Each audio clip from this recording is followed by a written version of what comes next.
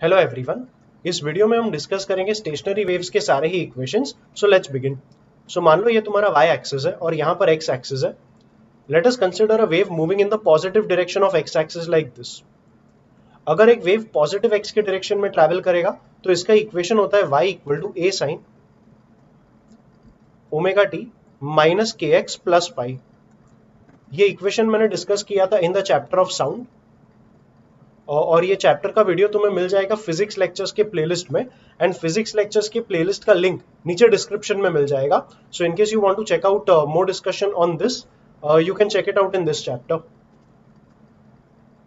Waves में velocity का जो फॉर्मूला रहता है that is f lambda.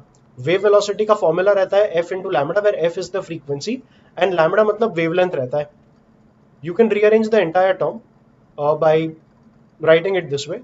So F को लिखा 2 पाई एफ, मतलब 2 पाई से मल्टीप्लाई किया तो यहाँ लैम्बडा को 2 पाई से डिवाइड कर देंगे। What I am trying to say इस इक्वेशन में मैंने 2 पाई से मल्टीप्लाई किया एंड 2 पाई से डिवाइड किया। अब 2 पाई एफ मतलब ये फॉर्मूला बन गया ओमेगा का, that is angular velocity, and lambda by 2 pi, ये जो के यहाँ पे था that k was 2 pi by lambda. So if k is 2 pi by lambda, lambda by 2 pi will be 1 upon k, and finally ये हो गया omega upon के। So omega upon के से हमें वेलोसिटी मिल जाएगा। So this v equal to omega by k is a formula for wave velocity. Omega and k का वैल्यूज तुम्हें वेव के इक्वेशन में से मिल जाएगा। मतलब अगर किसी ने वेव का इक्वेशन दे के रखा है तो x का जो भी कोएफिशिएंट आएगा that will be k, and t का जो भी कोएफिशिएंट आएगा that will be omega, and omega upon k करके तुम्हें वेव का वेलोसिटी मिल जाएगा। So that is the equation of a wave traveling along positive x axis. अब मान लो अगर मैं कंसिडर करूं a particle at x equal to zero. x equal to zero पे, so this is x equal to zero. x equal to zero पर अगर एक वेव आएगा और मान लो कहीं और से दूसरा वेव भी आ गया तो ये वाला पार्टिकल ऑसिलेट करेगा in the influence of both the waves. तो पार्टिकल का जो नेट डिस्प्लेसमेंट रहेगा y के डायरेक्शन में, let us say the net displacement of the particle in the y direction is y. So y will be simply equal to y1 plus y2. y1 मतलब displacement due to the first wave and y2 मतलब displacement due to the second wave. अब first wave का equation भी ऐसे ही लिखेंगे and second wave का भी equation ऐसे ही लिखेंगे। क्योंकि मैंने कंसिडर किया particle x equal to zero पर था तो ये वाला टर्म एलिमिनेट हो जाएगा। एक वेव का इक्वेशन बनेगा a1 sign omega t plus उसका इनिशियल फेज पाई वन ले लेंगे। सो y विल बी y1 को मैं लिखता हूं as a1 sine of omega t plus phi one plus y2 को लिखेंगे a2 sine of omega t plus phi two. I will repeat this again. मैंने x को जीरो डाला because I am considering particle at the origin just for the sake of easy calculations. So या अगर x equal to zero यहाँ पर डाल देंगे तो सिर्फ ओमेगा टी प्लस पाई बचेगा। इनके इनिशियल फेज जो रहेंगे वो अलग रहेंगे इन दोनों वेव्स के, बट SHM होने के लिए इन दोनों का फ्रीक्वेंसी सेम होना जरूरी है। अगर दोनों वेव्स का फ्रीक्वेंसी मतलब दोनों वेव्स का ओमेगा अगर डिफरेंट रहेगा तो SHM हो नहीं पाएगा। इसी इक्वेशन को थोड़ा आगे कंटिन्यू करते हैं। So we had y equal to y1 plus y2. Then we had written y equal to y1 को लिखा था a1 sin omega t plus phi 1 plus y2 को लिखा था a2 sin omega t plus phi 2। इन दोनों terms को open कर लेंगे। So this will be a1 sine of a plus b, मतलब sine a cos b plus cos a sine b। So ये बनेगा sine omega t cos phi 1 plus cos omega t into sine phi one, plus यहां से मिलेगा a2 और इसे भी same formula से ओपन करेंगे। So sine omega t into cos phi two plus cos omega t into sine phi two. थोड़ा और सिंप्लीफाई करेंगे तो a1 से ये दोनों टर्म्स मल्टीप्लाई हो जाएंगे और a2 से ये दोनों टर्म्स मल्टीप्लाई हो जाएंगे। अब इस टर्म में और इस टर्म में साइन ओमेगा टी रहेगा तो साइन ओमेगा टी के टर्म्स हम गैदर कर लेंगे। So we have sine omega t, sine omega t के साथ था a1 कॉस फाई वन और यहां से आएगा a2 cos phi two. So sine omega t into a1 cos phi one plus a2 cos phi two, plus similarly ये जो second term मिलेगा इसमें रहेगा cos omega t. So we will have a1 cos omega t sine phi one, यहां से आएगा a2 cos omega t sine phi two मतलब cos omega t अगर कॉमन ले लिया तो यहां का टर्म बनेगा a1 sin phi 1 plus a2 sin phi 2। अब इस पॉइंट पे थोड़ा मैथमेटिक्स को समझने का ट्राई करो। अगर मेरे पास एक फंक्शन है y equal to p sine x plus q cos x और मुझे इस फंक्शन को एक सिंपल ट्रिगो फंक्शन में कन्वर्ट करना है, तो स्टेप्स ऐसा रहता है कि हम मल्टीप्लाई और डिवाइड करेंगे with root p square plus q square. So we will have root p square plus q square, bracket में आ जाएगा p upon root p square plus q square into sine x plus q upon root p square plus q square into cos x. So हमने बस इस equation को multiply और divide किया with root p square plus q square and rearrange करके कुछ इस तरीके से लिखा। सो वाई ये हो जाएगा root over p square plus q square. Let us say this term is cos alpha. अब ये टर्म कॉस अल्फा इसलिए है क्योंकि p upon root p square plus q square, अब रूट ओवर पी स्क्वायर करेंगे तो p आएगा, but p square plus q square मतलब पी स्क्वायर से बड़ा नंबर होगा और रूट लेंगे तो वैल्यू p से बड़ा आएगा। सिमिलरली इसका जो वैल्यू है वो q से भी बड़ा आएगा, तो ये जो नंबर है वो किसी ना किसी एंगल का कॉस रहेगा। So I can say that let that angle be alpha and इस टर्म को ले लेंगे एज कॉस अल्फा। अगर ये टर्म कॉस अल्फा है तो sine square alpha plus cos square alpha is 1 always. So sine square alpha plus cos square alpha मतलब इसका अगर स्क्वायर ले लेंगे तो ये हो जाएगा p square upon p square plus q square equal to 1। इसे अगर राइट में ले लिया तो sine square alpha is 1 minus this entire term and that will be q square upon p square plus q square and root ले लेंगे तो sine alpha आ जाएगा q upon root p square plus q square and that is the very term we had here. सो अगर इसको हमने cos alpha ले लिया तो इसे हम साइन अल्फा ले लेंगे। अभी इतना अगर कॉम्प्लिकेटेड ट्रिको नहीं करना है तो बेसिक ट्राइंगल से भी मालूम पड़ता है कि अगर वो पहला टर्म p जो है, अगर ये वाला टर्म cos अल्फा था तो ये वाला टर्म sin अल्फा क्यों आएगा। मतलब अगर एक ट्राइंगल बना लोगे, late us say the bottom length is p and एक परपेंडिकुलर बना के यहाँ का लेंथ q ले लो, तो जब हाइपोटेन्यूज ड्रॉ करोगे तो hypotenuse will be root over p square plus q square only by Pythagoras theorem. तो अगर मैं कहता हूँ cos alpha is p upon root p square plus q square मतलब अल्फा यहाँ पे रहेगा, तो cos alpha is adjacent upon hypotenuse. अगर इसी अल्फा का तुम्हें साइन निकालना है तो कैसे निकालोगे, तो sine alpha is opposite upon hypotenuse that is q upon root p square plus q square. तो ये बेसिक इमेजिनेशन से भी मालूम पड़ जाएगा कि ये टर्म साइन अल्फा ही रहेगा। So if you look at this entire bracket now it is sine x into cos alpha that is the first term plus second term बना cos x into sine alpha और ये expansion हो गया sine of x plus alpha का। So y becomes root over p square plus q square into sine of x plus alpha. अभी sine x का जो value रहता है या साइन थीटा का value in general it oscillates between -1 to +1। अब -1 to +1 मतलब इसका मैक्सिमम वैल्यू 1 आएगा, मिनिमम वैल्यू -1 आएगा, तो y का भी जो वैल्यू रहेगा it will range between positive p square I mean positive root p square plus q square to negative root p square plus q square. इनके बीच में ही y का वैल्यू भी रेंज करेगा। तो ये थोड़ा मैथमेटिकल पार्ट था यहाँ पर। अब हमारा फंक्शन देखोगे, जो फंक्शन हमें यहाँ पर मिला it is exactly like this function only. So if I compare our function with p sin x plus q cos x, तो p sin x plus q cos x, तो हमारा ये वाला जो फंक्शन मिला वो बिल्कुल इसी टाइप का ही फंक्शन है। हमने अभी अभी देखा कि इस टाइप के फंक्शन का मैक्सिमम वैल्यू रहता है root p square plus q square या मिनिमम में बोलो तो minus root p square plus q square. तो ये अगर एक वेव है तो इस वेव का जो फाइनल एम्पलीट्यूड बनेगा, द एम्पलीट्यूड मतलब the maximum value of y, तो जो amplitude of the resultant wave बनेगा that amplitude will be root over p square मतलब इसका स्क्वायर, अगर इसका स्क्वायर लेंगे तो that will be a1 cos phi 1 plus a2 cos phi 2 the whole square plus इसका square that is a1 sin phi 1 plus a2 sin phi 2 the whole square.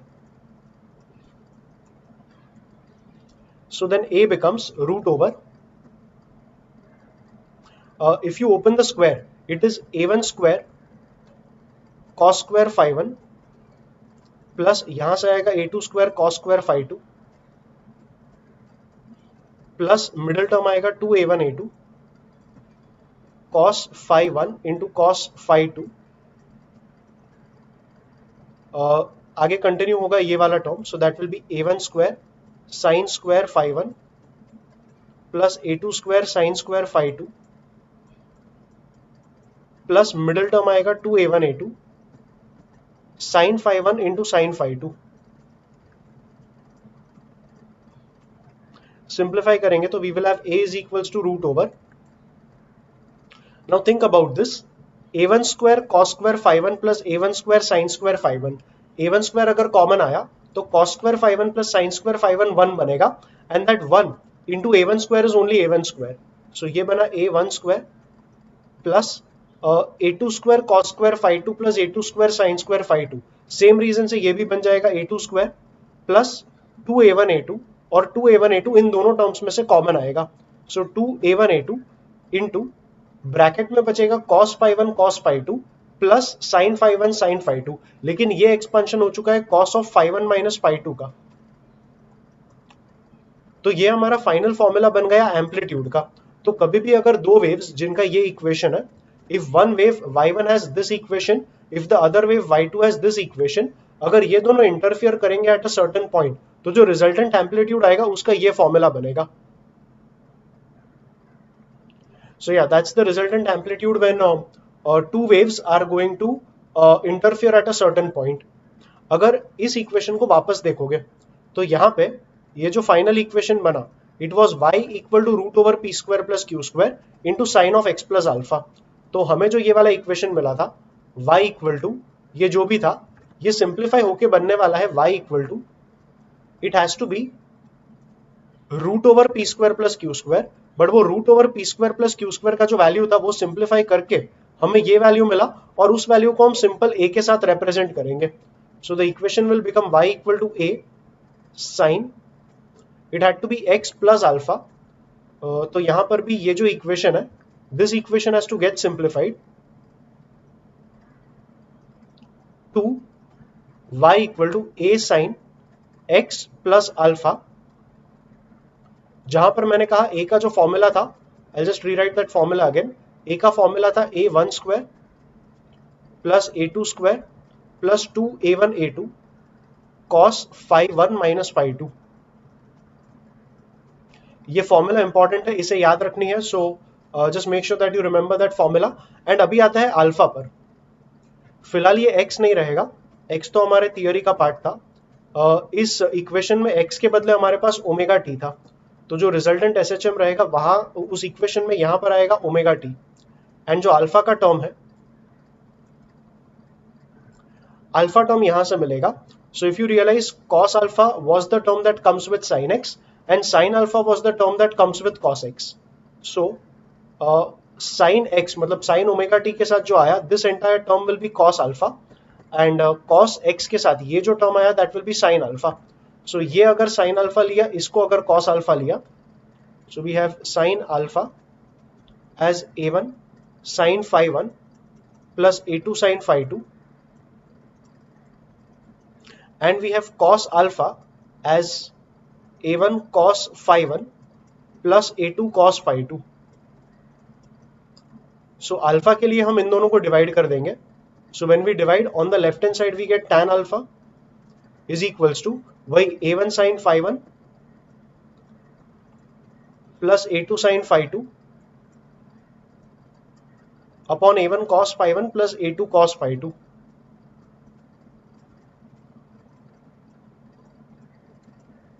और इसी में अगर मैं tan को राइट में ले लूं तो अल्फा का वैल्यू मिल जाएगा alpha equal to tan inverse of the entire thing.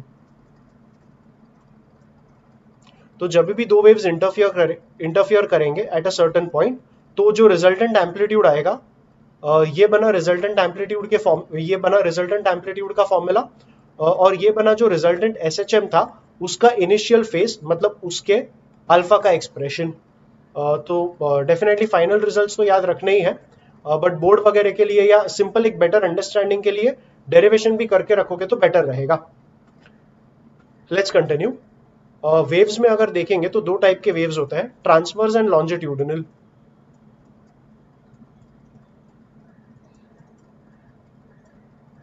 Just as a fact ये वाला पॉइंट ध्यान में रखना कि अगर मान लो एक रिजिड मीडियम है, रिजिड मीडियम मतलब जैसे कि एक वॉल और एक स्ट्रिंग पे मैंने ट्रांसवर्स वेव जनरेट किया।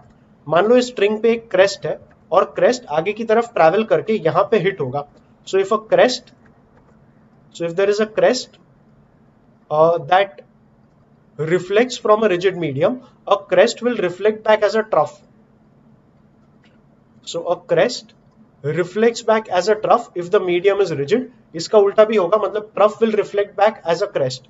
तो अगर मीडियम रिजिड मीडियम रहेगा, so crest will reflect back as a trough and trough reflects back as a crest. वहीं अगर ये रिजिड मीडियम नहीं रहा, अगर सिंपल मैं एक स्ट्रिंग ले लूं और स्ट्रिंग पे बस मैंने उसको थोड़ा एक पुश देके यहाँ पे एक वेव जनरेट किया, तो एंड में अगर एक क्रेस्ट आया, so if there is a crest coming here, it will reflect back as a crest only. A crest will reflect back as a crest if the medium is मतलब यहाँ पे reflection हुआ है from air, so we call it a rare medium or a free end. तो reflection अगर free end से होगा तो crest will reflect back as a crest and trough भी रहेगा. सॉरी, ये एरो यहाँ पे होगा. So crest reflects back as a crest and if it's a trough it will reflect back as a trough only. So ये erase कर लेंगे and I am saying if it's a rare medium और free end, then in that case crest will reflect back as a crest and a trough will reflect back as a trough only. अब वही चीज अगर longitudinal में बात करें, longitudinal waves में होता है compressions and रेरिफैक्शंस.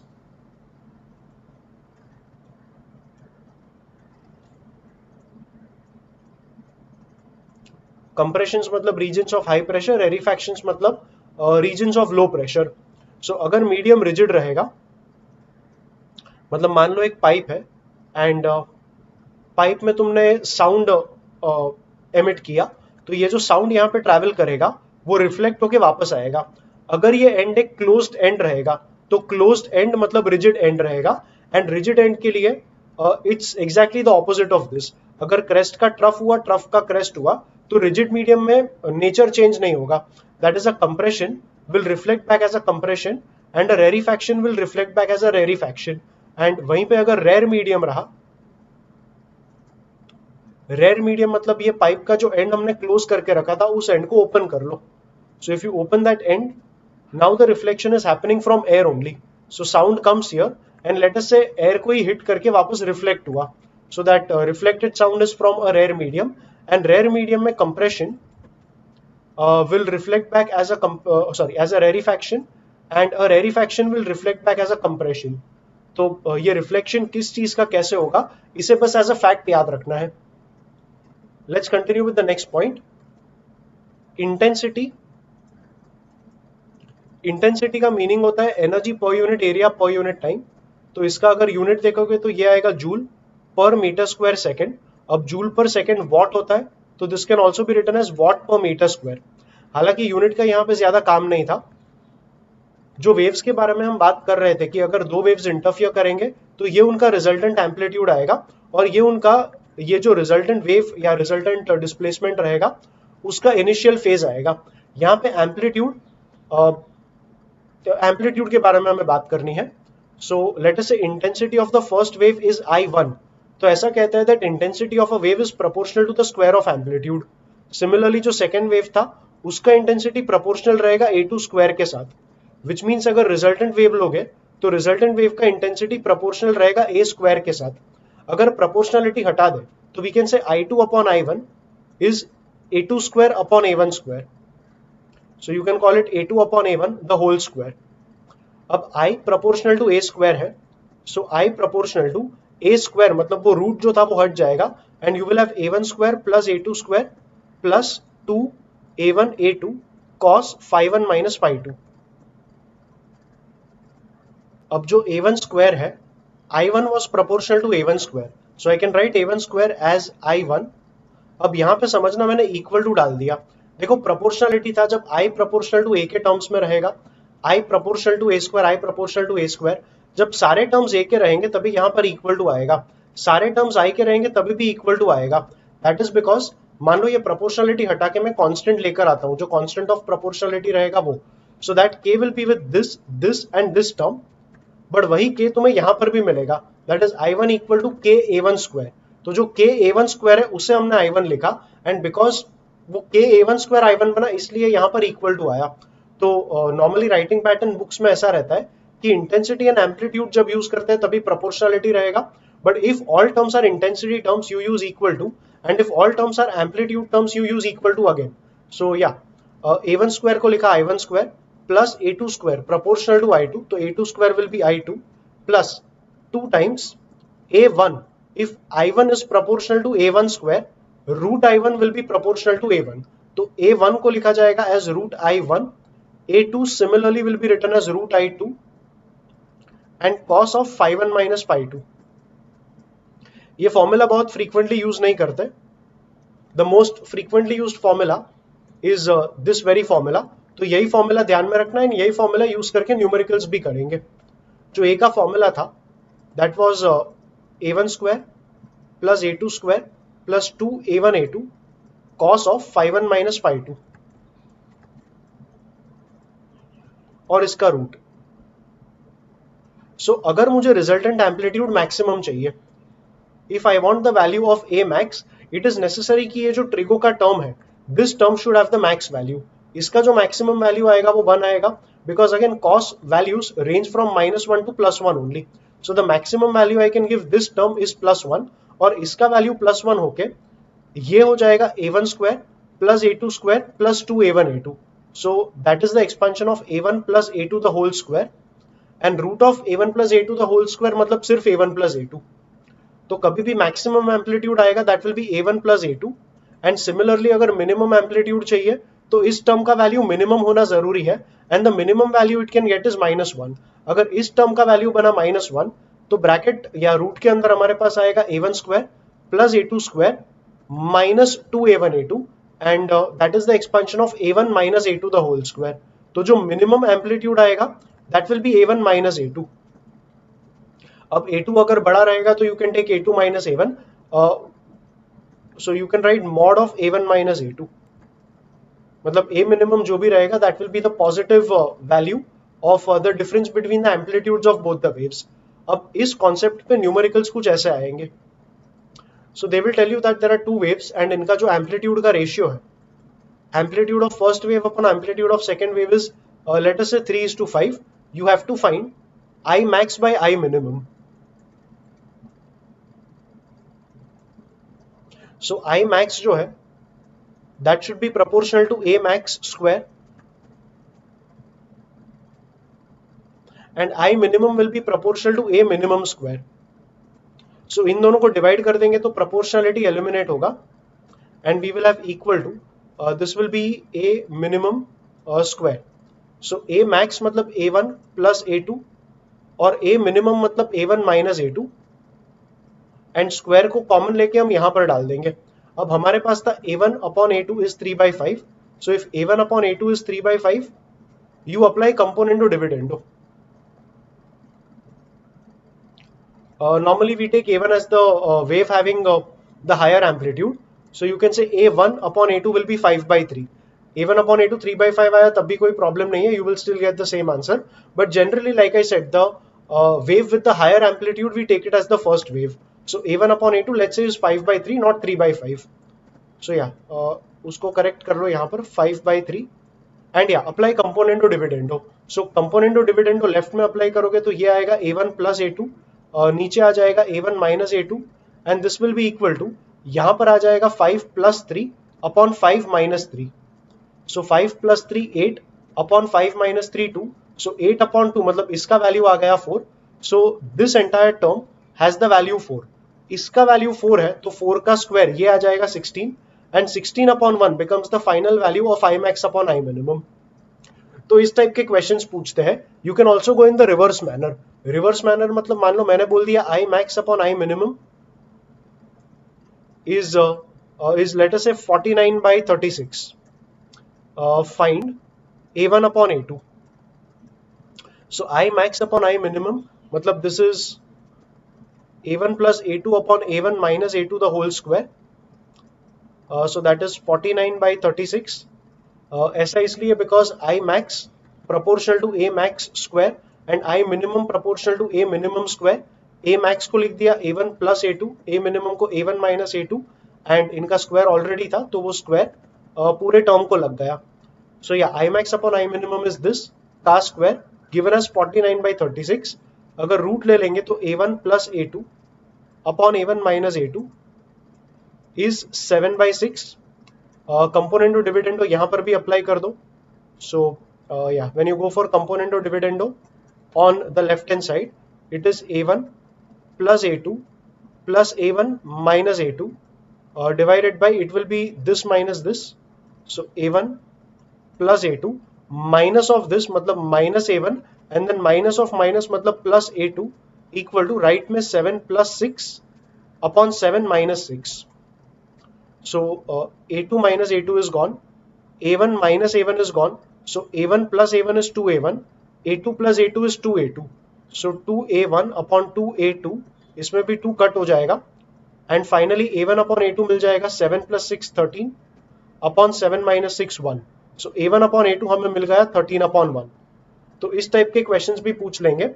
So yeah, be prepared with both these types and main जो कॉन्सेप्ट रहेगा वो यही कॉन्सेप्ट है.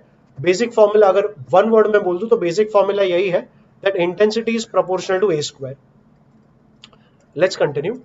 Now finally stationary wave, इसका इक्वेशन डिराइव करना है. तो स्टेशनरी वेव बनेगा कैसे? मान लो एक वेव पॉजिटिव एक्स की तरफ ट्रैवल करेगा एंड यहां पर एक रिजिड मीडियम है. It will get reflected from that rigid medium. Now a forward wave is interfering with exactly backward wave. मतलब forward and backward identical waves अगर इंटरफियर करेंगे तो यहां पर हमें मिलेगा स्टेशनरी वेव्स.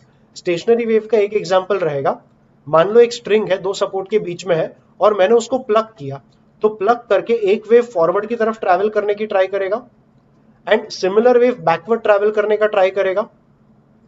तो ये जो वेव हमने बनाया, this is an example of a stationary wave. तो इसी स्टेशनरी वेव का हमें इक्वेशन डिराइव करना है. Like I said, stationary wave बनेगा when you have one wave, let us say y1 travelling along positive x. तो इसका इक्वेशन आ जाएगा a sin omega t minus kx. इसका जो प्लस फाइव का टर्म था वो फाइव का टर्म जीरो ले लेंगे. We want an exactly identical wave, मतलब एम्पलीट्यूड सेम रहेगा, ओमेगा सेम रहेगा, k सेम रहेगा because lambda has to be the same, but that exactly identical wave has to travel in the opposite direction. अगर ये positive x पे travel किया तो हमारा दूसरा वेव ट्रैवल करेगा on negative x. So y2 will be a sin omega t. Negative x पे travel किया तो x को रिप्लेस कर देंगे with minus x, so this term becomes plus kx. अब जो रिजल्टेंट वेव बनेगा उसका इक्वेशन रहेगा y equal to y1 plus y2, because ये दोनों अगर इंटरफियर करेंगे तो ही हमें हमारा रिजल्टेंट वेव मिलेगा. सो y का फॉर्मूला बनेगा this plus this, so a sin omega t minus kx plus a sin omega t plus kx. तो सबसे पहले तो a कॉमन ले लेंगे. अब sin omega t minus kx इसे ओपन करेंगे तो ये हो जाएगा sin omega t into cos kx minus cos omega t into sine kx. Similarly इसे ओपन कर लो, a तो तुम कॉमन ऑलरेडी ले चुके थे बाहर, बीच में प्लस था, सो प्लस इसे ओपन कर लो तो sine omega t into cos kx plus cos omega t into sine kx. तो क्लियरली ये minus cos omega t sine kx plus cos omega t sine kx ये कैंसिल हुआ और ये टर्म्स दोनों आइडेंटिकल है तो ये दोनों एडअप हो जाएंगे. सो ब्रैकेट में आएगा 2 sign omega T cos kx. तो y फाइनली बना, इसका जो 2 था वो 2, ये a ऑलरेडी था, सो 2a एक term cos kx into sine omega T. अब मैंने पर्पसली इसको ऐसे ही लिखा है बिकॉज ये जो पूरा टर्म है और 2a cos kx इसे हम कैपिटल R अज्यूम कर लेंगे. सो y becomes capital R sin omega t. कहने का मतलब है कि जो रिजल्टेंट मोशन आया वो भी SHM आया, बिकॉज ये y equal to a sin omega t type के इक्वेशन के साथ मैच करता है. So yeah the resultant motion you get, इन दोनों का ये जो कॉम्बिनेशन हुआ, a forward wave and a backward wave, ये रिजल्टेंट वेव भी एक SHM ही परफॉर्म करेगा. सो इस वेव का मतलब how will the wave look like वो हमें देखना है. यहाँ पर r मतलब एम्पलीट्यूड ऑफ द वेव आया. सो r जो था that was 2a cos kx.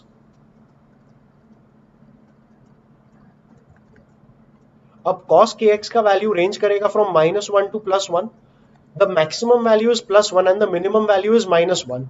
अब cos kx +1 या -1 कब बनेगा? Rather we put it this way, cos kx अगर +1 या -1 बनेगा तो r का वैल्यू बनेगा प्लस या -2a. That is the maximum value. -2a minimum नहीं कहेंगे, we will say it maximum value on the negative side. So r max value तब बनेगा. So I'm saying you get maximum R when cos kx takes the value plus or -1. अगर cos kx plus या -1 बनेगा तो जो R max का value आया that turns out to be plus or -2a. Now when will cos kx be plus or -1? This happens मतलब अगर coordinate axis देखोगे तो पॉजिटिव x पर cos 0 will be 1 and negative x पर cos 180 मतलब cos pi will be -1. So on positive x axis जो भी angle आएगा वहां पे cos का वैल्यू 1 आएगा, और नेगेटिव x पे जो भी वैल्यू आएगा उधर cos का वैल्यू -1 आएगा. सो +1 या -1 रहेगा एट एंगल्स ऑफ 0 डिग्री और 0 रेडियन. पाई पूरा सर्कल घूम के यहां पर आओगे तो 2 pi, then 3 pi, 4 pi and so on. So my point is cos kx will be plus minus 1 when kx का value will be equal to an integer multiple of pi. So r का max value आएगा when cos kx is plus minus 1, and that happens when kx is plus or minus when kx is n into pi, where n has to be an integer. अब k था 2 pi by lambda, तो k को डाल देंगे 2 pi by lambda. So we have 2 pi by lambda into x equal to n pi, and x हमें मिल गया n lambda pi by 2, pi and pi cancel होगा, and we get x as n lambda by 2. So these are the x values where your maxima will be attained. So x equal to n lambda by 2 is what we got. We'll just write that down. So x equal to n lambda by 2. So you have maxima, or you can say maximum r, मतलब maximum amplitude at x equal to n integer values थे ना, तो n का अगर 0 value ले लिया तो ये 0 आएगा, 1 लिया तो लैम्बडा बाई 2 आएगा, 2 लिया तो लैम्बडा आएगा, the next will be 3 lambda by 2, फिर 4 लैम्बडा बाई 2 मतलब 2 lambda, then 5 lambda by 2, and that keeps on continuing. So these are the x values, मतलब these are the positions where you are going to have maximum amplitude. मतलब इसका अगर graph draw करेंगे, graph मतलब not graph, diagram draw करेंगे, तो मान लो ये वॉल था, ये स्ट्रिंग था, and a wave was travelling along the positive x direction in this manner. ये वेव जब रिफ्लेक्ट हुआ और रिफ्लेक्ट होकर पीछे की तरफ आया तो हमें ये स्टेशनरी वेव मिला.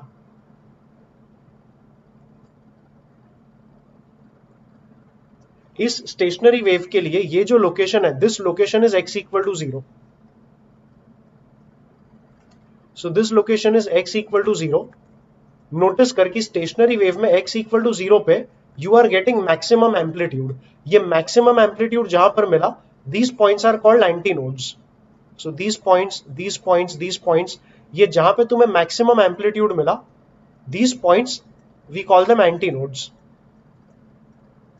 सो these are the positions of the antinodes. एक पोजिशन आया x इक्वल टू 0, ये जो पोजिशन है that is x equal to lambda by 2. फिर ये जो पोजीशन आया that is x equal to lambda. फिर ये जो पोजीशन आया that is x equal to 3 lambda by 2. अब यहाँ पर मैंने वॉल दिखा दिया, but if the wave continues more in the forward direction, मतलब वॉल अगर थोड़ा और दूर ले लोगे तो नेक्स्ट वैल्यू आएगा 2 लैम्बडा पे, एंड लैम्बडा वेवलेंथ था। सो सी वेवलेंथ मतलब एक वेव का जो हॉरिजॉन्टल लेंथ रहेगा वो, if this was a wave then this entire length is lambda. तो इतने का जो लेंथ रहेगा this will be lambda by 2 and one part here will be lambda by 4। सो चेक करोगे तो इतना लेंथ आ गया लैम्बडा बाई 4, फिर वापस इतना लेंथ आएगा लैम्बडा बाई 4। सो ये total length lambda by 4 plus lambda by 4 मतलब लैम्बडा बाई 2। सो लॉजिकली भी पता चलता है कि ये जो मैक्सिमा आया that had to be at lambda by 2 only, और ये हमने डेरिवेशन से भी निकाला कि एंटी नोड जो है वो लैम्बडा बाई 2 पे ही आएगा। सो या this was a little bit of discussion around the stationery waves part. अभी ये जो पॉइंट्स है जहां पे तुम्हारा एम्पलीट्यूड 0 है, these points are called nodes. So these points, they are called nodes. अब nodes मतलब एम्पलीट्यूड मिनिमम रहेगा। जो एम्पलीट्यूड था for a stationary wave, amplitude was 2a cos kx, 2a cos kx। r minimum has to be 0 and happens when this part becomes equal to 0. So cos kx must become equal to 0. अब cos kx 0 कब बनेगा, तो वापस थोड़ा mathematics में चले जाओ। cos 90 0 था and cos this was 90 degree, cos 90 0 and cos 270 भी 0 ही था। 90 मतलब पाई बाई 2, 270 मतलब 3 pi by 2। Next zero cos मतलब नेक्स्ट कॉस का वैल्यू 0 तब आएगा जब एक फुल रोटेशन करके वापस तुम 90 पे आओगे, that is at 450 degree, but 450 मतलब 5 pi by 2। So cos kx is becoming 0 at pi by 2, 3 pi by 2, 5 pi by 2, 7 pi by 2 and so on. So cos kx 0 तब बनेगा जब एंगल मतलब kx becomes an odd multiple of pi by 2, that is 2n minus 1 into pi by 2. Once again k को डाल देंगे 2 pi by lambda, so this becomes 2 pi x by lambda equal to 2n minus 1 into pi by 2. You can cancel off pi on the left and right, and x जो बनेगा that will be 2n minus 1, एक तो ये 2 नीचे जाके 2n minus 1 by 4 बनेगा, और lambda को राइट में लेना था, सो 2n minus 1 into lambda and by 4. So these are your positions of minimum, मतलब these are the positions of your nodes. So we can say nodes will be obtained at x equal to n को मान लो 0 डाल दिया, okay अगर n को 0 डाल देंगे तो नेगेटिव नंबर आएगा। So for an odd multiple let's take 2n plus 1, सो ये प्लस हो जाएगा, सो ये भी -1 का हम +1 कर देंगे, and that will help us get all positive values. So yeah, n को अगर 0 डाल देंगे तो ये हो जाएगा लैम्बडा बाई 4, फिर n को 1 डालो तो 3 lambda by 4, then 5 lambda by 4, and that keeps on continuing. So these are the locations of nodes. मतलब ये जो नोड है, this node is the first node coming at x equal to lambda by 4, और ये common sense था because इतना सा part अगर देखोगे तो ये पार्ट लैम्बडा बाई 4 ही था, तो फर्स्ट नोड तुम्हारा लैम्बडा बाई 4 पे ही आना था। वैसे 1 पार्ट, 2 पार्ट्स, 3 पार्ट्स, तो ये जो लेंथ आएगा that should be 3 lambda by 4, and you can see that the second node is being obtained at 3 lambda by 4 only. So yeah, you can say this x value here is 3 lambda by 4. Similarly, this x value here will be 5 lambda by 4, where you are getting the third node. So yes, this was the entire discussion about stationary waves. I know थोड़ा ज्यादा mathematical था, इस पे numericals ज्यादा पूछते नहीं है, but stationary wave का ये इक्वेशन और उसका इन्फरेंस यहाँ पे क्या था, ये थियोरी का एक पार्ट है। सो yeah, I have discussed it and I hope you have understood it well, and if yes, we can move on to the next part. अभी इस पार्ट में मान लो हमने एक स्ट्रिंग लिया और उसे कनेक्ट कर दिया दो रिजिड सपोर्ट्स के बीच में। अगर मैं स्ट्रिंग को यहां पर प्लग करूंगा तो स्ट्रिंग कुछ इस तरीके से ऑसिलेट करेगा, it will B oscillating in one loop, and you can say that this is a stationary wave. अब स्टेशनरी वेव मतलब लाइक आई डिस्कस्ड, एक वेव फॉरवर्ड जाएगा, एक वेव बैकवर्ड आएगा, and yeah that's a stationary wave.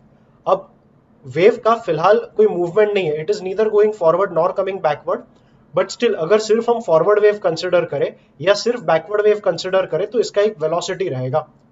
So velocity of wave on a string, इसका formula होता है root over T by M. So this is the wave velocity. यहां T मतलब tension in the string and M मतलब mass per unit length of the string. So अगर total mass capital M है, string का mass अगर capital M रहेगा और length L रहेगा, तो this small m is actually m upon L, mass per unit length for the string. अब waves में वेलोसिटी का फॉर्मूला होता है v equal to F lambda.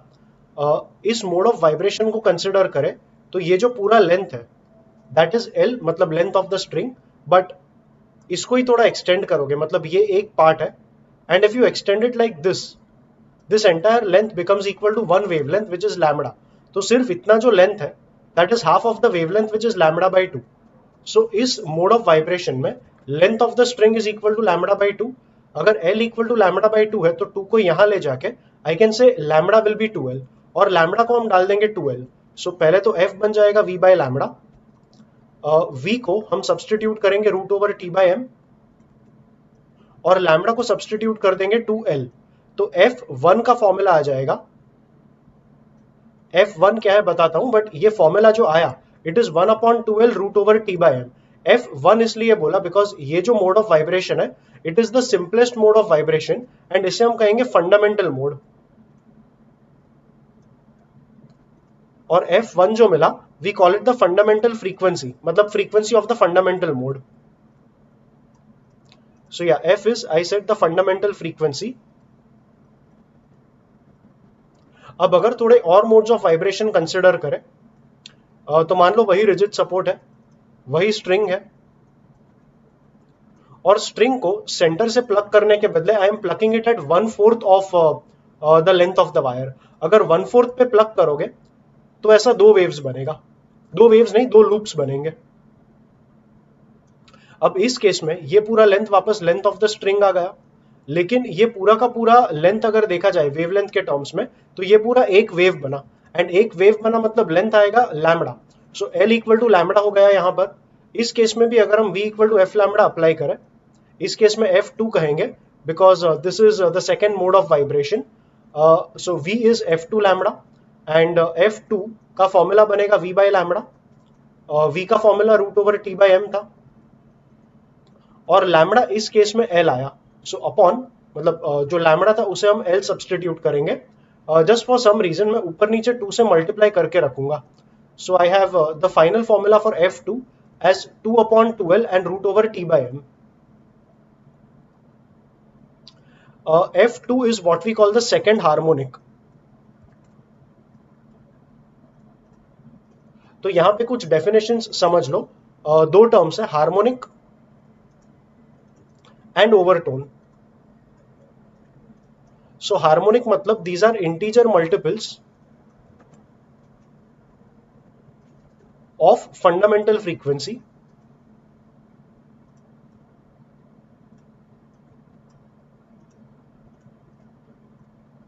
And overtone मतलब these are the harmonics above the fundamental frequency. The fundamental frequency. So harmonic के बारे में बात करूं, I said integer multiple of fundamental frequency. तो ये था fundamental frequency. अगर F2 देखोगे तो it is 2 times the fundamental frequency. तो इसीलिए मैंने इसे सेकेंड हार्मोनिक कहा. अगर मैं कहूं फिफ्थ हार्मोनिक, तो फिफ्थ हार्मोनिक मतलब, जैसे अगर मैं कहूं फिफ्थ हार्मोनिक, तो फिफ्थ हार्मोनिक मतलब fifth multiple of fundamental frequency. तो इसका जो वैल्यू आएगा that will be 5 upon 2L root over T by m. इसका डायग्राम वगैरह सब कैसे बनेगा वो बनाएंगे, बट हार्मोनिक्स का बेसिक मीनिंग यही है, integer multiple of fundamental frequency. Whereas overtone मतलब, जैसे अगर मैं कहूं सेकेंड हार्मोनिक, इसे हम कहेंगे फर्स्ट ओवरटोन. वैसे ही अगर हमने कहा थर्ड हार्मोनिक तो सेकेंड ओवरटोन. फिफ्थ हार्मोनिक ये बनेगा फोर्थ ओवरटोन. ओवरटोन मतलब हार्मोनिक के ऊपर तुम कितना ट्रैवल किए, या हार्मोनिक के ऊपर कितवा फ्रीक्वेंसी है. तो ये फिफ्थ हार्मोनिक मतलब फंडामेंटल के ऊपर चौथा. तो fifth harmonic is what we call the fourth overtone. In general अगर मैं कह दूं nth ओवरटोन, तो जैसे फोर्थ ओवरटोन ये बना फिफ्थ हार्मोनिक, तो nth ओवरटोन मतलब nth frequency over the fundamental frequency, तो ये हो जाएगा n plus one harmonic. I am sure आप सब समझ चुके रहोगे, but just as one more example to be on the safer side, अगर मैं कहूं seventh overtone, that will be the eighth harmonic. अगर मैं कह दूं मान लो tenth harmonic, so 10th harmonic is the ninth overtone, and yeah, this is it about harmonics and overtones. यहां पे हमने एक मोड कंसिडर किया, इसका अगला मोड कंसिडर करेंगे. सो अगले मोड में again take that rigid support, take the string and pluck it in such a way कि फर्स्ट केस में तुम्हें एक लूप मिला, सेकेंड केस में दो लूप्स मिले, थर्ड केस में you will get three loops. So one loop, two loop and three loops. The same wave will travel backward giving you the stationary wave.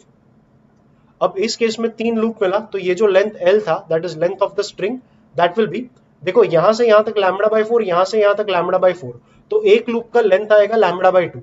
So lambda by 2, lambda by 2, lambda by 2 makes it 3 lambda by 2.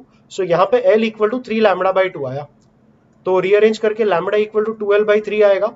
V equal to F lambda, इस case में F3 कहेंगे because it's the third mode of vibration. तो F3 ये बन जाएगा V by lambda.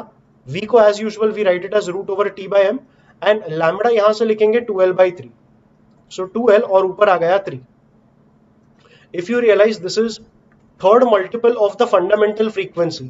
This is 3F1. क्योंकि ये 3 times F1 था, इसलिए मैंने इसे कहा थर्ड हार्मोनिक. तो ये हमारे थर्ड हार्मोनिक का डेरिवेशन था. F3 I said is the third harmonic because it is the third multiple of the fundamental frequency, and by the knowledge of harmonics and overtones, this is the second overtone. So one thing you realize is, देखो third harmonic आया उसमें तीन loops मिले, second harmonic था उसमें दो loops मिले, और फंडामेंटल मोड मतलब you can call it the first harmonic, मतलब ये टर्म कोई एक्चुअल टर्म नहीं है, बस अभी बात करने के लिए बना रहे हैं. So first harmonic one loop, second harmonic to loops, third harmonic three loops. वैसे अगर मैं कह दूं पीथ हार्मोनिक, पीथ हार्मोनिक इसमें आ जाएंगे p loops, and pth harmonic जैसे पीथ हार्मोनिक का डेफिनेशन ही हो जाएगा that is pth multiple of fundamental frequency. तो ये आ जाएगा P इंटू F1, एंड जो वैल्यू आएगा that will be P upon 2L and root over T by M. सो पीथ हार्मोनिक का ये फॉर्मूला रहेगा. Once again, by the knowledge of harmonics and overtones, pth harmonic will be the P minus 1th overtone. तो ये थोड़ा बहुत discussion था for waves on a string. Let's continue with a little more discussion. So यहां पर एक आता है सोनोमीटर एक्सपेरिमेंट. इस एक्सपेरिमेंट का एम होता है to determine unknown frequency of a tuning fork.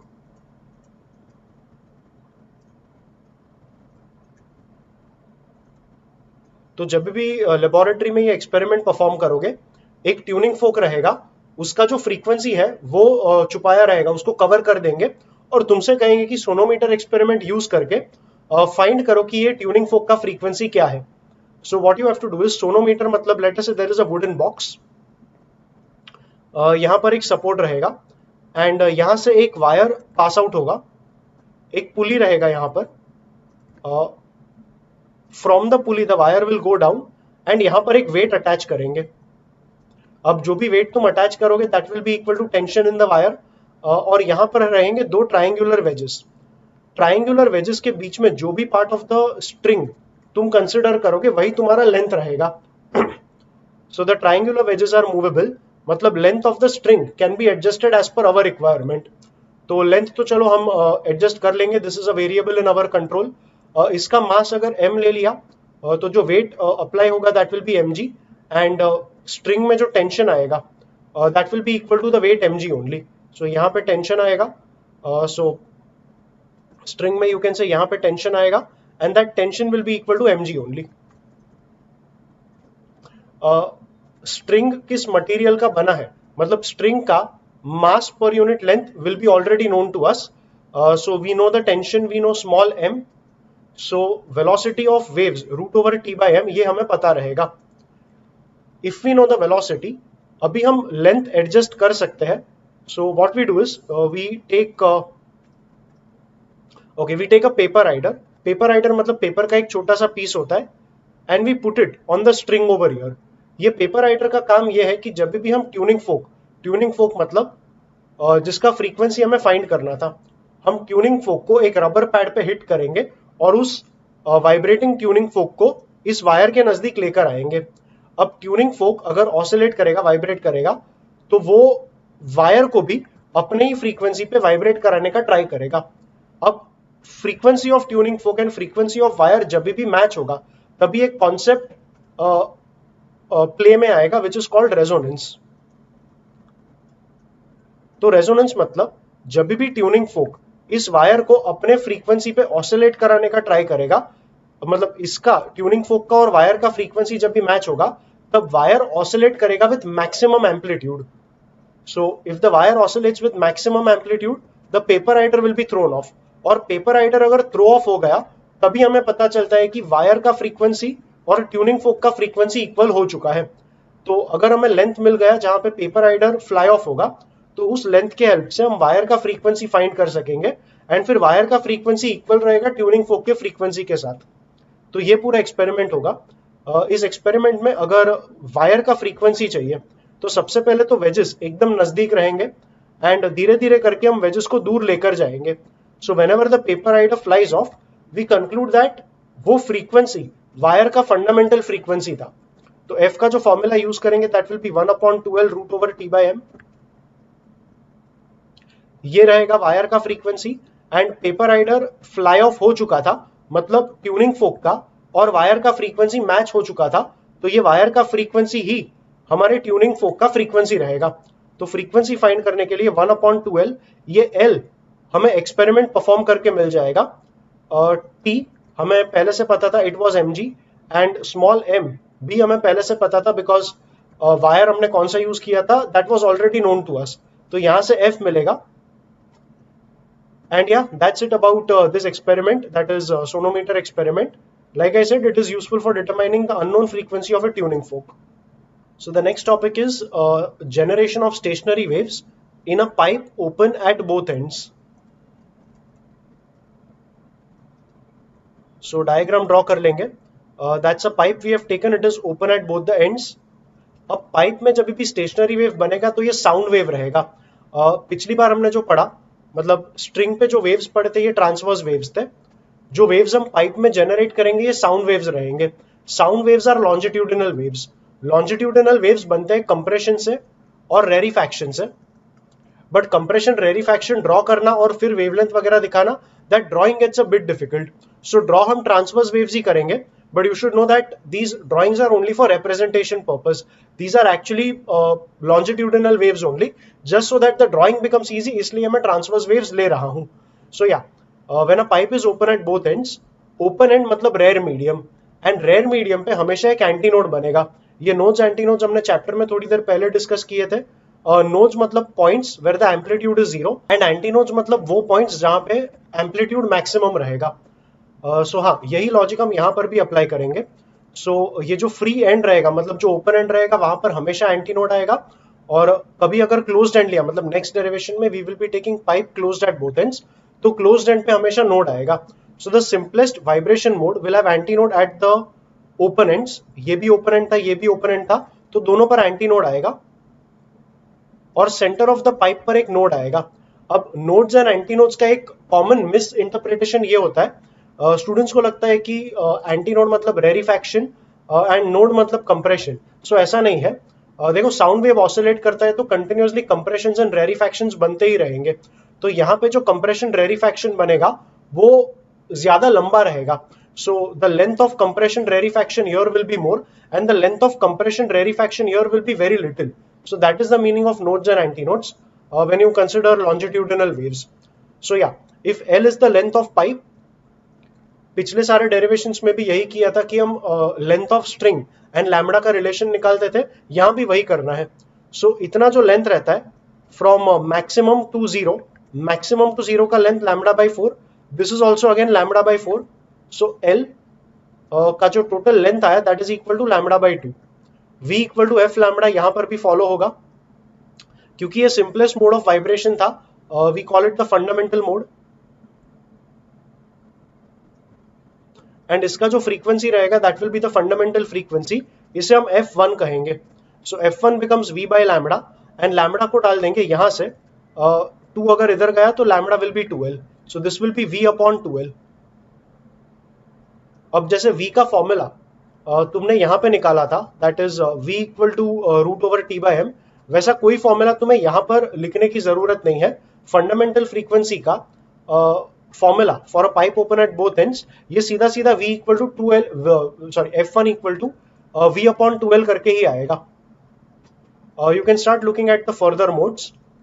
अगर अगला मोड देखेंगे तो फिलहाल यहाँ पे एक नोड था, अभी हमें 2 नोड्स मिलेंगे, बट क्योंकि पाइप दोनों एंड्स पे ओपन था तो दोनों एंड्स पे हमें एंटी नोड ही मिलेगा. So the diagram will look like this. Check carefully, we are getting 2 nodes. So length of the pipe is L, and lambda देखेंगे तो दिस मतलब लैम्बडा के टर्म्स में लेंथ अगर देखा तो this is lambda by 4, lambda by 4, lambda by 4 and lambda by 4. So 4 times lambda by 4 equal to lambda हो जाएगा. So L equal to lambda आ गया. इसका जो फ्रीक्वेंसी रहेगा वो f2 रहेगा. So once again v will be f2 into lambda. So f2 that will be v by lambda, और लैम्बडा l ही था, so we will right it as v by l, and just for some reason I am writing it as 2v by 2l. So f2 becomes the second multiple of fundamental frequency, so we can call it 2f1. and क्योंकि ये f2 मतलब ये second multiple of fundamental frequency था, इसीलिए मैंने इसे f2 बोला, that is the second harmonic. Overtones and harmonic के knowledge से we can also see very clearly this is the first overtone. So yeah, that's for a pipe generating these stationary waves in the second mode of vibration, that is the second harmonic. यही चीज अगर third harmonic के लिए try करें, 2 nodes मिले थे, अभी 3 nodes मिलेंगे. So we will have 1 2 and a third node here, and open ends पे एंटी नोड ही बनेगा. So now it will be this this this and this. So अगर ये पूरा लेंथ L था, that is length of the pipe. Wavelength के terms में देखेंगे तो 1 2 3 4 5 6, 6 parts of length lambda by 4. तो length becomes 6 lambda by 4, and cancel करके लिखेंगे तो 3 लैम्बडा बाई 2. कैंसिल मतलब वो नंबर रिड्यूस करके लिखेंगे तो लेंथ मिल गया 3 lambda by 2. Once again v equal to F lambda यहाँ पे भी आएगा. So f3 will become v by lambda. Lambda इसको रीअरेंज किया तो that will be 2l by 3. तो this will be v upon lambda को डाल दिया 2l, और बाई 3 ऊपर ले लोगे तो 3v बाई 2l आएगा, and this becomes 3 times f1. So this is the third harmonic. And third harmonic मतलब सेकेंड ओवरटोन. तो इन जनरल अगर कहे f3 आया 3f1, f2 आया 2f1, एक दो मोड्स अगर खुद से भी ड्रॉ करके ट्राई करोगे तो you will realize that for the pth harmonic,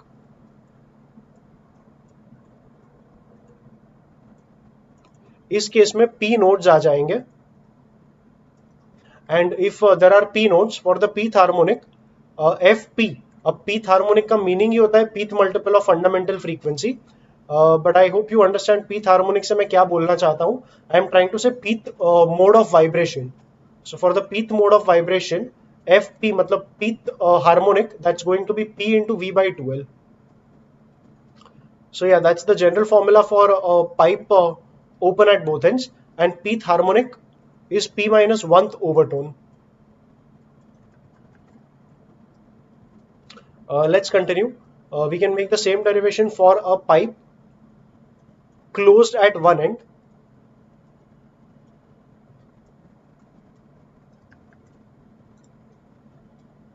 You cannot have a pipe closed at both the ends. अगर दोनों एंड्स पे पाइप क्लोज्ड रहेगा तो वहां पे साउंड तुम ट्रांसफर कैसे कर पाओगे। But let's say for once तुम कहते हो कि चलो मैंने पाइप ले लिया closed at both the ends, and यहाँ पे बस मैंने एक स्पीकर रख दिया इनर सरफेस पे, तो स्पीकर साउंड एमिट करेगा, तो वो साउंड इधर जाके वापस आएगा एंड स्टेशनरी वेव्स बनेंगे। So yeah maybe I think that can work as a setup. So ठीक है, pipe closed at both ends दो किसी रेफरेंस बुक में लिखा नहीं है, बट अगर बना भी दिया, मतलब बाई चांस बना दोगे तो ठीक है, शायद सेटअप पॉसिबल भी रहेगा, and you might be able to make waves in this manner. मतलब अगर pipe closed at both end कभी ले लिया, so there will be a node at both the ends. And yeah, let's get back to this. For a pipe closed at one end, so you take a pipe, it is closed at the bottom. Closed end is a rigid end, और यहाँ पे हमेशा node आएगा, and open end पे हमेशा anti node आएगा. So the simplest mode of vibration will be this. So इस case में if you realize this is the length of the pipe, and because this is only 1/4 of the wave, because you are going from maximum to zero, इसलिए इसका length आ जाएगा lambda by 4. Once again v equal to f lambda, इसको f1 बोल देंगे. So f1 that will become v by lambda, and that will be v upon 4 यहाँ पे गया तो lambda will be 4l, and that becomes the fundamental frequency. Take that pipe closed at one end, and जो second mode of vibration होगा उसमें यहाँ पे antinode बनेगा. फिलहाल यहाँ पर एक ही नोड था, अब इस पाइप में तुम्हें दो नोड्स मिलेंगे in the next mode of vibration. So the diagram will look like this. We needed one node, so ऐसे आएगा, and this, yeah so if this is length of the pipe, इतना length lambda by 4, lambda by 4 and lambda by 4 again, so total length has become 3 lambda by 4. and इसका अगर f निकालेंगे, ध्यान से देखना, आई am not calling it f2 because ये तुम्हारे fundamental frequency का सेकेंड मल्टीपल नहीं आएगा. तो कौन सा मल्टीपल आएगा ध्यान से देखना. v equal to f lambda, so f equal to v by lambda. v मतलब velocity of sound in air, because ये सारे साउंड वेव्स थे, and I am assuming that the medium over here is air. Air का अगर nitrogen हो गया तो v का वैल्यू चेंज होगा, but for now yes, if it's air, v is the velocity of sound in air divided by lambda. यहां से मिलेगा 4l बाई 3, सो नीचे 4l और ऊपर 3. If you realize v upon 4l का थर्ड मल्टीपल आया, so this is 3f1, so I will call it f3, which means यहाँ पे f2 एब्सेंट रहेगा. So for a pipe closed at one end, the second harmonic will be absent. मैं और भी harmonics draw करके दिखाऊंगा, और भी modes of vibration. You will realize that the even harmonics are absent for a pipe closed at one end. So यहाँ पे सीधा f1 के बाद सीधा आ गया f3. So that's one thing about pipe closed at one and you should know. f3 will be the second overtone only. As an overtone, it is the second overtone only because it is the first mode. Sorry, it's not the second overtone, it's the first overtone. Yeah, because it is the first mode of vibration above the fundamental mode. तो है first overtone, but it is the third harmonic because it's the third multiple of fundamental frequency. So yeah, for a pipe closed at one end, we discussed that only odd harmonics are present.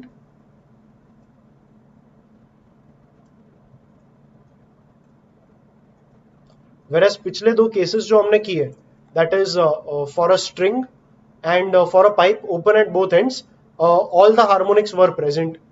So yeah, as I said, एक और mode of vibration discuss करेंगे. So फिलहाल इसमें हमारे पास आया था दो nodes. The next mode will have 3 nodes. So एक node इधर आएगा, that's the second node, and that's the third node. So you will have this, this, and this. This vertical thing is the length of the pipe, equal to, if you check lambda by 4, 1, 2, 3, 4 and 5. So 5 parts, ये आ जाएगा 5 lambda by 4. v equal to f lambda था, so f will be v by lambda. lambda के लिए इसको rearrange करो, so 4l by 5, so v upon 4l, और by 5 ऊपर चले जाएगा, so this is 5f1 because v by 4l was f1. So this is 5f1, and because ये fifth multiple of fundamental frequency आया, I will call it f5. So ये fifth harmonic है. but as an overtone it is the second overtone. So ये थोड़ा इस तरीके से चलेगा for a pipe closed at one end. The next concept is end correction, represented by small e. अब end correction मतलब ये जो एंटीनोड बनता है, the antinode that is formed at the open end, वो exactly open end पर नहीं बनेगा, open end से थोड़ा बाहर की तरफ बनेगा. So if the antinode is formed slightly outside, तो total length of the pipe इतना नहीं रहेगा, उसमें तुम्हें ये छोटा सा end correction add करना पड़ेगा. That will be the effective length of the pipe. मतलब अगर pipe open at both ends consider करें तो एंटीनोड ऊपर भी था नीचे भी था, तो जो एंटीनोड बनेगा वो ऊपर से भी थोड़ा बाहर की तरफ आएगा और नीचे से भी थोड़ा बाहर की तरफ आएगा. तो जो लेंथ ऑफ द पाइप था, so if I consider pipe open at both ends, तो इसमें मुझे एंड करेक्शन ऐड करना पड़ेगा दो बार. इस केस के लिए the effective length of the pipe will be L plus 2E, whereas pipe closed at one end, मतलब ये वाला पाइप अगर कंसिडर करोगे तो नोड तो यहाँ क्लोज्ड एंड पे ही बनेगा, बट जो एंटी नोड है वो थोड़ा बाहर की तरफ बनेगा. तो इफेक्टिव लेंथ में मुझे एंड करेक्शन एक बार ऐड करना पड़ेगा. सो for a pipe closed at one and L dash will become L plus E. E का जो फॉर्मूला है दैट इज 0.3D. कैसे आया कुछ डिस्क्रिप्शन नहीं है. You just need to remember the final formula that end correction is 0.3 times the diameter of the pipe. So ये थोड़ा कॉन्सेप्ट था एंड करेक्शन का. अब एंड करेक्शन अगर डिटरमाइन करना है तो उसका एक प्रोसीजर रहेगा. In fact there are two procedures. तो पहला प्रोसीजर समझ लो. Let us say we are taking a pipe open at both ends, so we need to take two different pipes और दोनों पाइप्स का लेंथ अलग अलग रखेंगे. So for the first pipe let us say the fundamental frequency is F1 and F1 का formula बनेगा V/2L1. V मतलब velocity of sound in air. ये कांस्टेंट रहेगा चाहे तुम पाइप 1 लो या पाइप 2 लो, साउंड का वेलोसिटी तो दोनों के लिए सेम ही होने वाला है. For the second pipe let us say the fundamental frequency is F2. अब F2 लिखा, this is not second harmonic. I am not talking about second harmonic for the first pipe. I am talking about fundamental frequency of the second pipe. तो F2 का formula बनेगा V/2L2. और ये L1 and L2 are the effective lengths of the pipe. मतलब it's not really L1, it is L1 plus 2E. And ये बनेगा L2 plus 2E. What we are ensuring over here is इन दोनों pipes का diameter same है. So if they have the same diameter तो and correction same आएगा, because end correction depends on the diameter of the pipe. E was equal to 0.3D इसके लिए. सो यहां से अगर हम V को एलिमिनेट करें तो यू कैन से V/2 from here is F1 into L1 plus 2E, and V/2 from here is F2 into L2 plus 2E. तो अगर V/2 का ये फॉर्मूला है, V/2 का ये फॉर्मूला है, we can simply equate the two terms. So equate करके हमें मिलेगा F1 L1 plus 2E equal to F2 L2 plus 2E. इसे ओपन कर दिया तो F1 L1 plus 2E F1 equal to F2 L2 plus 2E F2. या इसे multiply करके 2E F1 को लेफ्ट में ले लेंगे, F2 L2 को सॉरी 2E F1 को राइट में लेंगे और F2 L2 को लेफ्ट में लेंगे. So we have F1 L1 minus F2 L2 upon यहां से 2E अगर कॉमन ले लेंगे सो ये हो जाएगा F2 माइनस F1 और फिर F2 माइनस F1 नीचे ले लेंगे. सो एंड 2 भी नीचे जाएगा. सो 2 into F2 minus F1, and that gives us the formula for end correction for a pipe open at both ends. So ये एक प्रोसीजर हो गया. सिमिलरली अगर pipe closed at one and के बारे में बात करें तो for a pipe closed at one and वही चीज करो. दो अलग अलग पाइप्स ले लो, दोनों का डायामीटर सेम रखेंगे, लेंथ अलग रखेंगे. सो दोनों का एंड करेक्शन सेम आएगा because end correction depends on the diameter. So first pipe का fundamental frequency F1 is V/4L1. Effective length आ जाएगा L1 plus E, and for the second pipe F2 will be V/4 times L2 plus E. So दोनों में से हम V का formula find करके equate करेंगे. यहां से V मिलेगा 4F1 L1 plus E equal to यहां से V मिलेगा 4F2 into L2 plus E. So we can cancel that 4 on the left and right, and we will have F1 L1. यहाँ से F2 L2 आएगा, उसे left में लेंगे, so minus F2 L2 is equals to, यहाँ पर आ जाएगा F2 इंटू ई, और ये F1 इंटू ई को लेफ्ट में लिया, राइट में लिया था, सो E into F2 minus F1, और वो F2 माइनस F1 यहाँ नीचे ले लेंगे, सो अपॉन में आ जाएगा F2 माइनस F1, एंड ये F2 माइनस F1 यहाँ से निकल जाएगा, and that becomes the formula for end correction. Formula of end correction for a pipe closed at one end. तो ये तुम्हारा एक टाइप का डेरिवेशन हो गया, that is you take two different pipes and दोनों पाइप्स का लेंथ अलग अलग रखेंगे, वेलोसिटी ऑफ साउंड दोनों में सेम रहेगा, तो वो v को इक्वेट करके हमें एंड करेक्शन का फॉर्मूला मिल जाएगा. The second procedure goes like this. ये तुम्हारे लेबोरेटरी में करवा देंगे शायद. So you take a container filled with water, और वाटर में एक पाइप रखेंगे.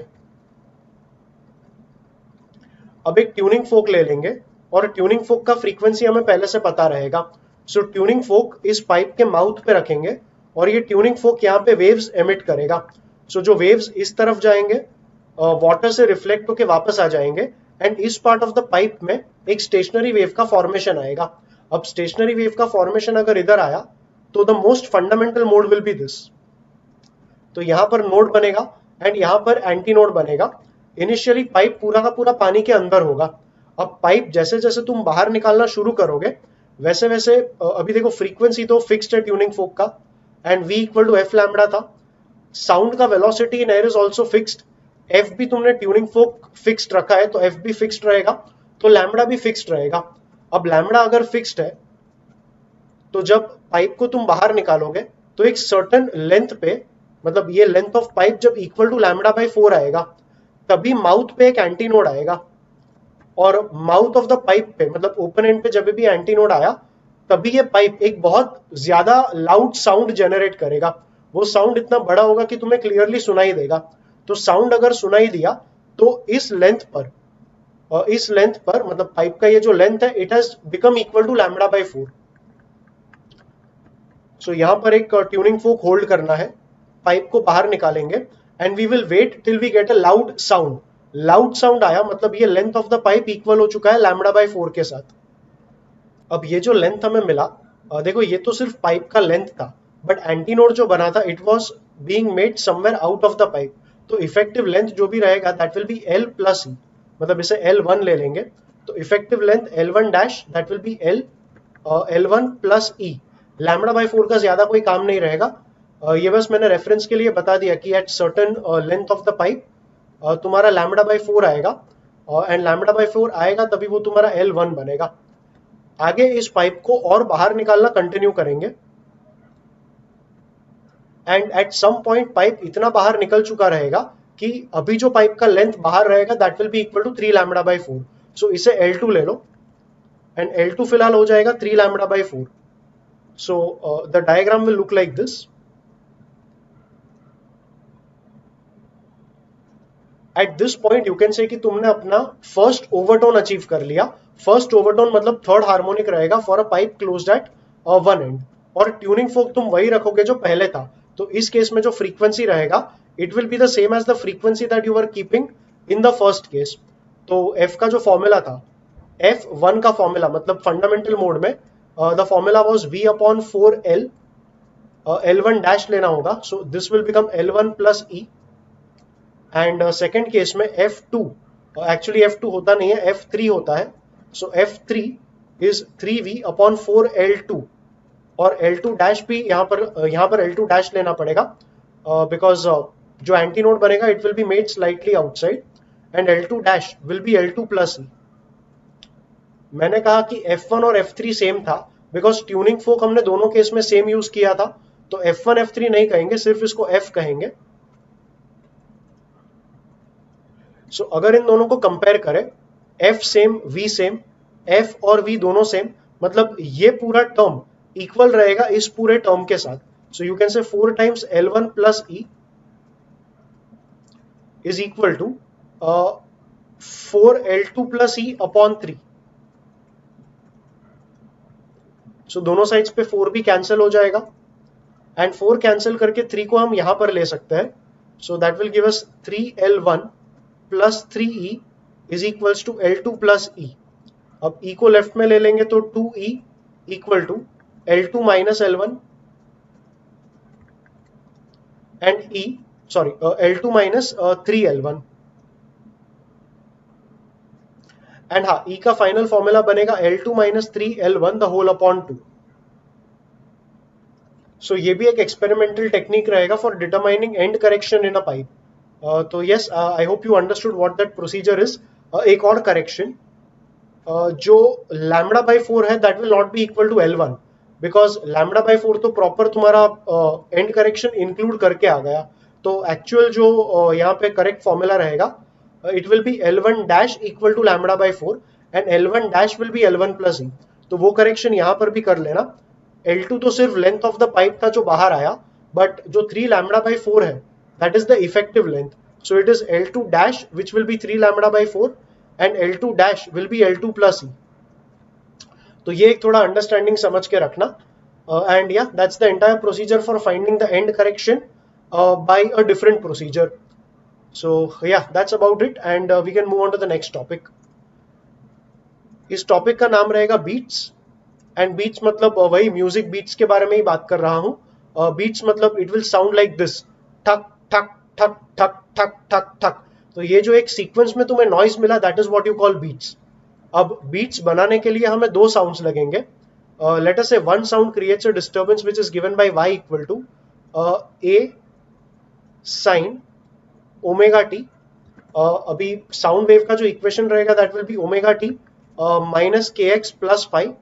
For the sake of simplicity phi को भी जीरो ले लेंगे और k x, let us assume the sound wave is being made at a position where x is equal to zero. तो ये सारे टर्म्स निकल जाएंगे and we will simply have a sin omega T. जो second sound रहेगा it has to be y2 equal to a sin omega 2t. अगर beats बनाने हैं तो जरूरी है कि दोनों साउंड्स का फ्रीक्वेंसी स्लाइटली डिफरेंट रहे. Both sound waves must have slightly different frequencies. ये slightly different क्यों, ये भी explain करूंगा, but at the end of the derivation. अब इस इक्वेशन को ओमेगा 1t के बदले 2 पाई n1t लिख लेंगे या 2 पाई f1t, और इसे भी लिख लेंगे 2 पाई f2t बिकॉज ओमेगा का फॉर्मूला होता है 2 पाई f. So yeah, the first wave a sin omega 1t उसे लिखा 2 pi f1t and second wave इसे लिख लेंगे 2 pi f2t. तो अभी जो नेट हमारा डिस्टर्बेंस बनेगा that will be resultant of both the displacements. So y will be y1 plus y2.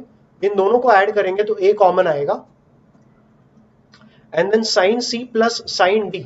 sin c plus sin d का फॉर्मूला ये था, it is 2 sin of c plus d by 2 into cos of c minus d by 2. In case you don't know this formula and you want to learn mathematics जितना physics के लिए required रहेगा, तो basic maths for physics के ऊपर मैंने एक पूरा प्लेलिस्ट बना के रखा है. आई नो थोड़ा लंबा है बट जितना भी मैथमेटिक्स फिजिक्स में आता है वो सारा का सारा उस प्लेलिस्ट में मैंने कवर किया है. उस प्लेलिस्ट का लिंक भी तुम्हें नीचे डिस्क्रिप्शन में मिल जाएगा. So if you want to get familiar with the maths that comes in physics, watch that entire playlist. और ये फॉर्मूला, इसके अलावा भी बहुत सारे फॉर्मूला उस वीडियो में मैंने किए हैं डिस्कस. सो या let's get back to this. Bracket में जब y1 प्लस y2 किया तब a कॉमन आया and sin c plus sin d हमें करना था, तो फॉर्मूला अप्लाई करेंगे तो ये हो जाएगा 2 sin c plus d divided by 2. So 2 pi f1t plus 2 pi f2t, इसमें से 2 पाई t कॉमन ले लो. So 2 pi f1 plus f2 into t by 2. I know 2 cancel होता है but we will not cancel that 2 for now. Into second term आ जाएगा cos of c minus d by 2. इसे भी लिख लेंगे 2 pi f1 minus f2 into t divided by 2. ज्यादा फर्क नहीं पड़ेगा f1 माइनस f2 बोले या f2 minus f1, because cos of minus theta is cos theta only, but for the time being f1 minus f2 लिखा, so we will just consider f1 for the time being is greater than f2. So yeah, we can continue with the derivation. Derivation को rewrite कर लेंगे as 2a, cos वाला term पहले लिख लेंगे, so cos of we have 2 pi f1 minus f2 into t by 2, और इसे रखेंगे एक ब्रैकेट में, and this term we will keep it separate, sine of 2 pi f1 plus f2 into t divided by 2. So if you compare the entire formula, इसे अगर हम capital R ले लें, think of this as capital R. So the formula becomes y equal to R sine of omega 1, 2 pi f1 is omega 1, 2 pi f2 is omega 2. Yeah, it's like 2 pi f1 plus f2 by 2 into t. So it's of the type a sine 2 pi ft, और because ये a sin 2 pi ft type का formula बना, we conclude कि जो हमारा net displacement आएगा वो भी एक SHM रहेगा. It will also be a sound just like this, लेकिन इस साउंड का जो एम्पलीट्यूड R है, that is this amplitude of the sound varies with time, तो इसलिए बीट फॉर्मेशन आएगा. सो R को अगर एक बार हम दोबारा लिख लें, R बन गया 2a cos of 2 pi f1 minus f2 into t divided by 2. Amplitude depend करता है टाइम पर, तो at certain times you will get maximum amplitude, मतलब साउंड बहुत बड़ा आएगा, and then at certain times you will get minimum sound, मतलब complete silence मिलेगा.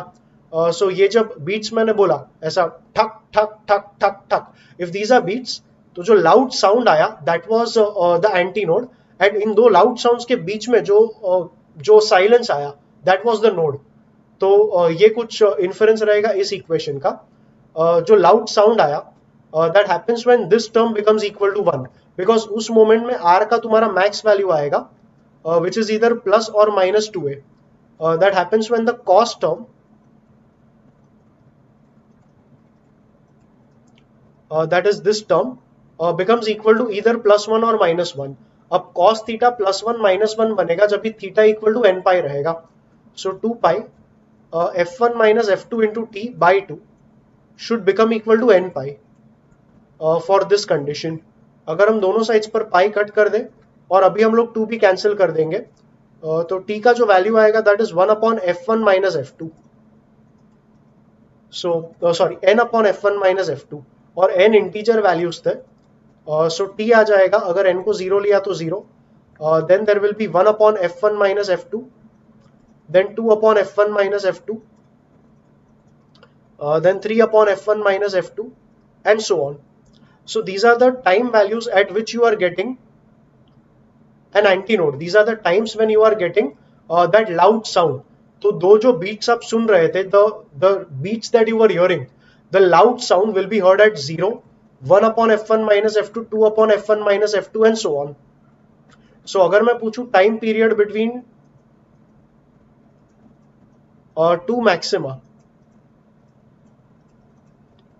so दो मैक्सिमा के बीच का जो टाइम पीरियड आएगा दैट विल बी इन दोनों का डिफरेंस या इन दोनों का डिफरेंस या इन दोनों का difference. That difference for all of them is 1 upon f1 minus f2. तो जो फ्रीक्वेंसी ऑफ बीट्स आएगा,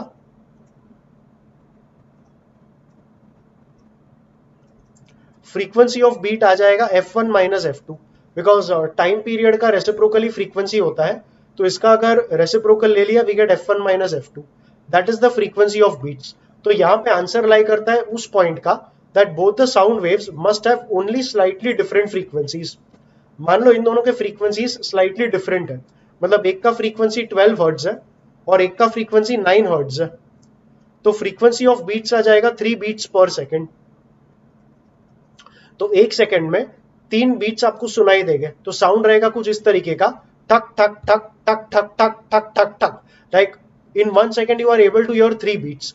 अगर ये डिफरेंस बहुत ज्यादा रहेगा, लाइक लेट अस से एक का आ गया 50 और एक का आ गया 5, तो ये बन जाएगा 45 बीट्स पर सेकेंड.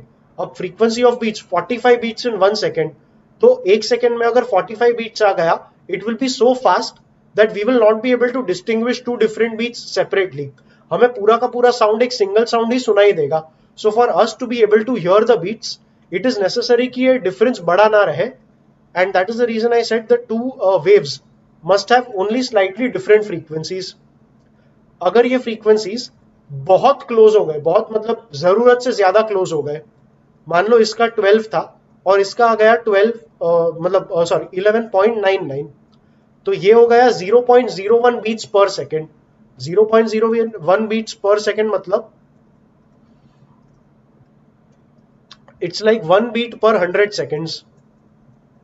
अभी 100 सेकेंड्स में एक बीट आएगा तो दैट इज मतलब अभी वो साउंड नहीं है, 100 सेकेंड्स तक कोई रुकेगा नहीं दूसरा बीट सुनने के लिए. सो ये भी कोई ज्यादा ऑडिबल साउंड नहीं रहेगा. Audible in the sense not Audible but उतना साउंड नोटिस करने के लिए कोई वेट करने वाला है नहीं. So yeah the frequency of beats is f1 minus f2 and to be able to hear beats this f1 and f2 should be only slightly different. Additionally अगर नोटिस करोगे तो मैंने दोनों का एम्पलीट्यूड सेम लिया. एम्पलीट्यूड सेम इसलिए लिया because जो तुम्हारा मैक्सिमम एम्पलीट्यूड रहता है, चैप्टर के स्टार्टिंग में हमने डिस्कस किया था ये वाला फॉर्मूला कि अगर ए मैक्स लोगे तो a1 प्लस a2 आएगा. इसमें अगर a1 a2 डिफरेंट रहे तो कोई प्रॉब्लम नहीं है, बट ए मिनिमम मतलब जो साइलेंस पे तुम्हारा साउंड है, साइलेंस पे अगर a1 और a2 डिफरेंट रहेंगे तो ए मिनिमम 0 नहीं आएगा, तो कंप्लीट साइलेंस कभी मिल नहीं पाएगा. मतलब दो बीट के बीच में जो साइलेंस था that will not be a silent zone. अगर तुम्हें साइलेंट जोन परफेक्टली साइलेंट चाहिए तो ए मिनिमम 0 होना जरूरी है, और ए मिनिमम को 0 करने के लिए a1 a2 का सेम होना जरूरी है. तो इसलिए बीट्स में मैंने जो एम्पलीट्यूड लिया था दोनों साउंड्स का वो सेम लिया था. तो that was the logic between taking the amplitudes to be the same. That is perfect silence अगर हमें चाहिए दो बीट्स के बीच में, मतलब नोड को परफेक्ट साइलेंस रखने के लिए एम्पलीट्यूड मैंने सेम ले लिया था. So yeah that was the entire logic. R max हमने फाइंड कर दिया, अब आर मिनिमम भी फाइंड कर लेंगे. सो आर मिनिमम मतलब amplitude minimum will be 0 only. So R का अगर ये फॉर्मूला था, आर का वैल्यू 0 आएगा जब कॉस का टर्म 0 आएगा. So this happens when cos of 2 pi f1 minus f2 into t upon 2 ये 0 आएगा.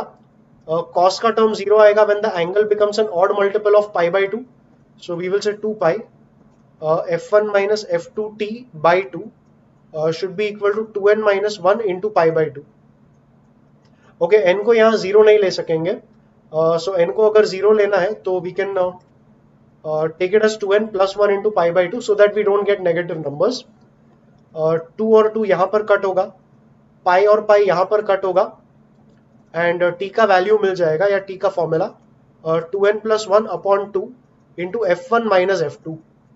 So the time values where you will get a minima, n को 0 ले लेंगे तो फर्स्ट आ जाएगा 1 अपॉन 2 f1 माइनस f2, फिर सेकेंड मिनिमम आएगा n को 1 डाल के, so that will be 3 upon 2 into f1 minus f2, 5 upon 2 f1 minus f2, that is when you take n equal to 2, and this will keep on continuing. So once again अगर मैं पूछूं time between two minima,